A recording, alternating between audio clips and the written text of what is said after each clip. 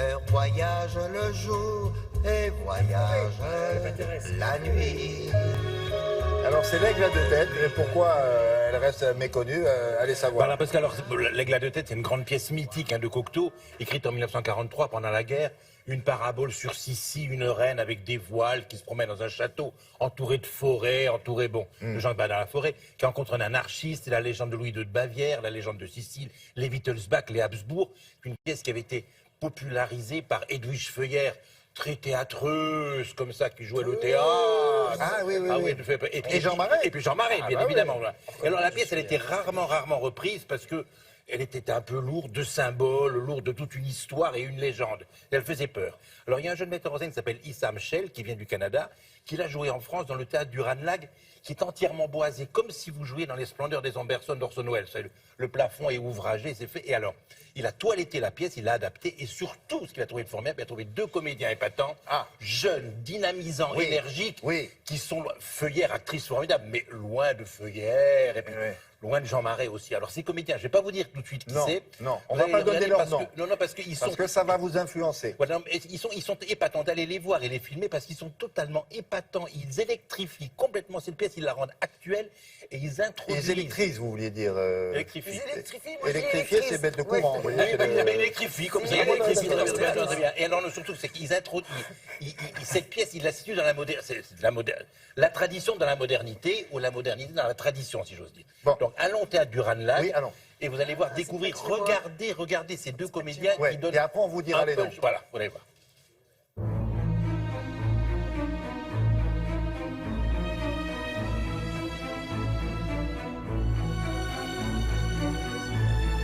L'œuvre globale de Cocteau qu'on peut entendre aujourd'hui, ça c'est le propre des grands.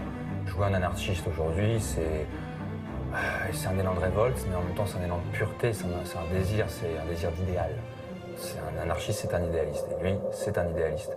Et il va tomber amoureux d'une reine parce qu'elle représente aussi cet amour impossible. Et voilà ce jeune homme qui nous intriguait tant. Qui est-ce, Frédéric? Je me le demande.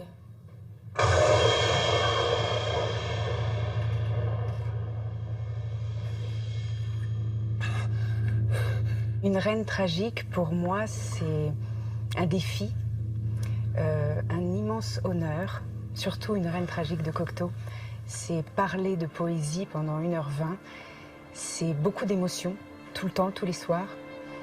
Donc ça me fait un effet étonnant. Et quand je dis étonnant, c'est pas pour rien, parce que cette reine est avec l'orage. Je suis une fan de Cocteau.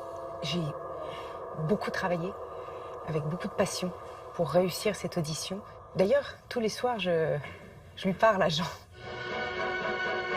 Bizarrement, moi je ne connaissais absolument pas l'œuvre de Cocteau. C'est mon metteur en scène, qui est mon ami Issam Shell, qui me l'a fait découvrir. Découvrir une œuvre, c'est aussi se nourrir, faire rentrer un monde en soi. Ça a été beaucoup de pression, si on peut appeler ça comme ça, parce que tout le monde m'a dit « Vous allez reprendre le rôle d'Edwige Feuillère, c'est un véritable défi. » Oui, c'est un défi, mais c'est une mise en scène extrêmement moderne et jeune. Et c'est vrai qu'on n'est pas là pour ressusciter Edwige Feuillère ou Jean Marais. On est là pour essayer d'interpréter ces rôles et d'essayer de jouer cette situation tragique qui nous touche au plus profond. Plus d'orage. Tout retombe.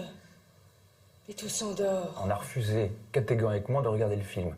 Et on a voulu se nourrir nous-mêmes en fonction du texte. On est parti du texte. Et dans le jeu, non, on voulait pas voir Feuillère, on voulait pas voir Marais. Notre metteur en scène nous a dirigés comme un metteur en scène actuel. Ils ont des mots forts qui peuvent paraître désuets aujourd'hui. Ça, c'est juste dans la façon de le dire. Et ça passe par le corps, ça passe par nos sens. Je sentais que vous aviez décidé d'abolir le protocole et que nous traitions d'égal à égal. C'était un pacte entre ma mort et moi, pas entre une reine et un jeune homme. Arrêtez d'exécuter, je m'en moque. Vous ne voyez pas que je deviens fou? Si vous ne m'abattez pas, je vous abats. C'est moi. Cette poésie, cette façon de parler, cette étrangeté peut juste emporter les gens quelque part. On n'a pas la prétention de les aider à vivre, mais juste de les aider à s'échapper quelques minutes, grâce à Cocteau. Voilà, vous avez vu les noms, effectivement, ils appartiennent à une saga de comédiens. Alors, Delphine Depardieu, c'est la fille d'Alain Depardieu, le frère aîné de votre ami Gérard. Elle serait contente que son oncle aille la voir quand elle joue au théâtre, donc on l'invite à y aller, à la message voir. Message passé. pour GG. Il faut aller Et voir la c'était petite. son anniversaire hier. Et Alexis Moncorgé, c'est le petit-fils de Jean Gabin, qui a été révélation théâtrale l'an dernier. Donc c'est Formidable. magnifique de voir le petit-fils d'eux qui joue avec oui. eux. Voilà. Bon. Et puisqu'on parle de Cocteau, il y a une autre pièce de Cocteau qui s'appelle Je l'appelais Monsieur Cocteau, au Théâtre La Bruyère, lundi et mardi. C'est de notre amie Carole Weisweller, qui a aussi écrit un livre, Ma famille de cœur. Terminé. Très bien. Pièce Allez, magnifique, jeune, Au revoir. Merci électrisée, beaucoup. électrifiée. Au revoir. Au revoir. Bon, vous restez.